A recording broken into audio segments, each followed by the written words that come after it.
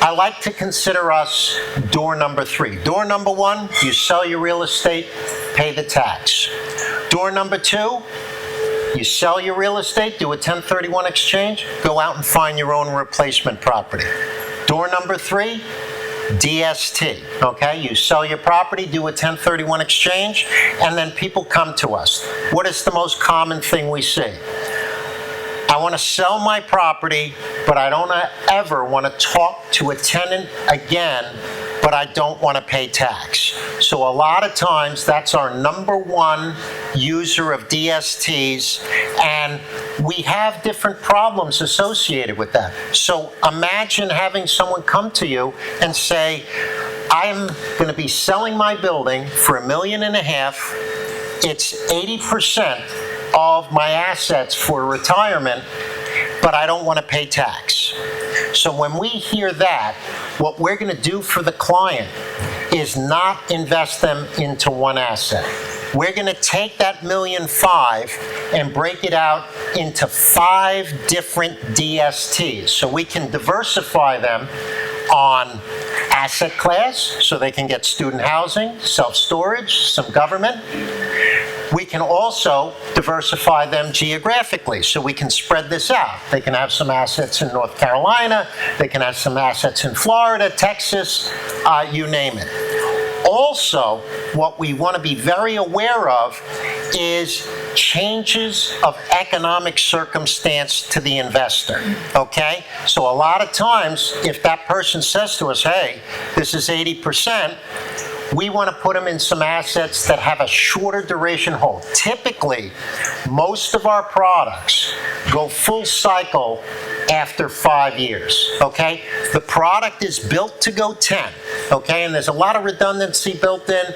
Right now, we don't need to cover the redundancy in it, but it's targeted for a 5-year hold, but it's built to go 10 years. Why?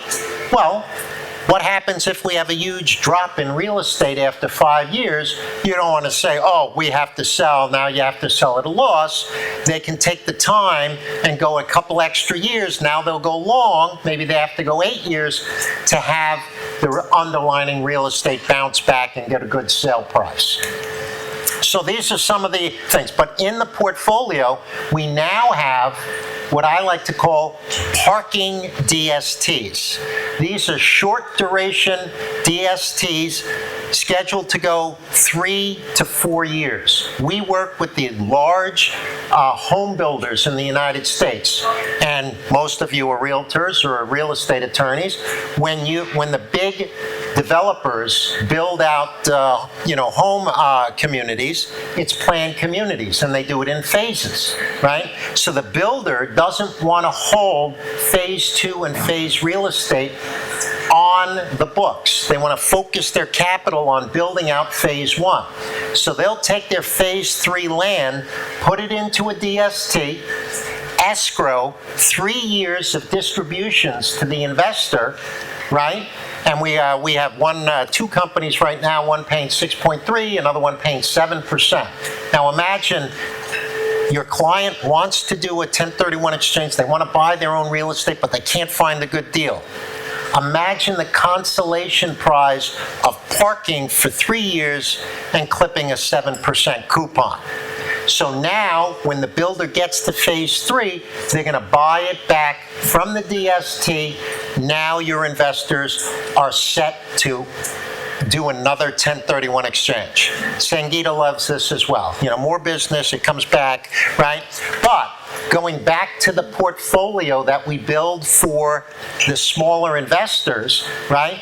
We're going to put $300,000 into the land deal, so in case they have a change of economic circumstance, they're going to have some of their money rolling over early. So almost think like staggered or laddered CDs with different maturity dates. So now we have a portion of their money rolling over at any time.